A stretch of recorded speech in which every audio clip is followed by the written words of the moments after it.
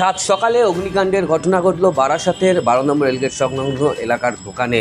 প্রত্যক্ষদর্শীদের মতে সকালবেলা একেবারে যে রেল লাইনের তার, সেই তারে কোনো রকমভাবে পায়রা বসে এবং সেখানে শর্ট সার্কিট হয়ে আগুন ছিটকে পড়ে পাশের একটি দোকান এবং সেখান থেকে প্রথমে আগুন লাগে এবং তারপরে সেই আগুন ছড়াতে শুরু করে এবং পরপর 4টি দোকানে ধরে যায় আগুন এবং ঘটনাস্থলে খবর দেওয়া হয় দমকলের আধিকারিকদের। দমকলের ইঞ্জিন আসে, আগুন নেভানোর চেষ্টা করে।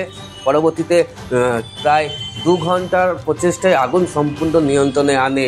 আমাদের মাঝে মধ্যেই এখানে একটা দুর্ঘটনা ঘটে, যেহেতু রেলের এখানে হাই টেনশন সামনে একটা লাইন রয়েছে এবং পায়রা, এখানে কিছু পায়রা থাকে, সে পায়রা মাঝে মধ্যেই তারে গিয়ে বসে আর বাস্ট হয়, গিয়ে আগুনটা চারিদিকে ছিটকে যায়, গিয়ে এরকম মাঝে মধ্যেই হয়। আমাদের বিপজ্জনক একটা, যেহেতু আমরা ফুটপাতের ব্যবসাদার, তা সেই পায়রা বাস করেই আগুনটা বিপত্তি একটা হয়েছে।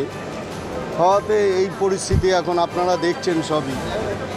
কিন্তু হ্যাঁ, আমাদের আপাতত এখন 8টা দোকান আপাতত হয়েছে। তার মধ্যে আমরা সব যত দোকানদার, এখানকার বাসিন্দারা এসে সব তালা ফালা ভেঙে সব আর কি বার করেছে, মালপত্র করে এই পরিস্থিতি এখন দাঁড়িয়েছে। হ্যাঁ, না না, ওই দিকের 8টা দোকানে কোনো জিনিসপত্র বার করতে পারিনি আমরা। মানে এই দিকের যেগুলো মানে সাইডে ছিল, তালা ফালা ভেঙে, দোকান ভেঙে ওইগুলো মানে বার করা হয়েছে। ট্রেন দাদা ঠিক বলতে পারবো না, কিছুক্ষণ হয়তো বন্ধ থাকতে পারে, কিন্তু ওটা ঠিক আমাদের নলেজে নেই। আমরা তো এই সাইডে না, আমাদের ঠিক নলেজে নেই যে ওটা ট্রেনটা কতক্ষণ বন্ধ ছিল। না না, ওরা খুব ভালো সার্ভিস দিয়েছে। ফায়ার ব্রিগেডকে আমরা 19 জানাই যে ফায়ার ব্রিগেড আমাদের খুব সহযোগিতা করেছে, সঙ্গে সঙ্গে ফোন পাওয়ার সাথে সাথেই ওরা ছুটে এসেছে।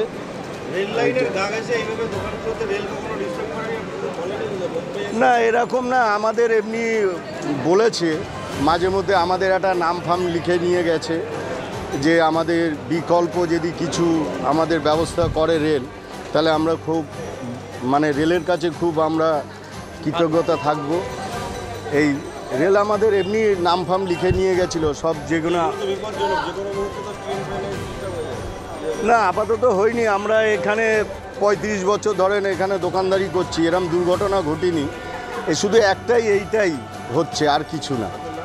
আমার নাম গৌতম প্রামাণিক, আমি এখানকার সেক্রেটারি হকার্স ইউনিয়নে।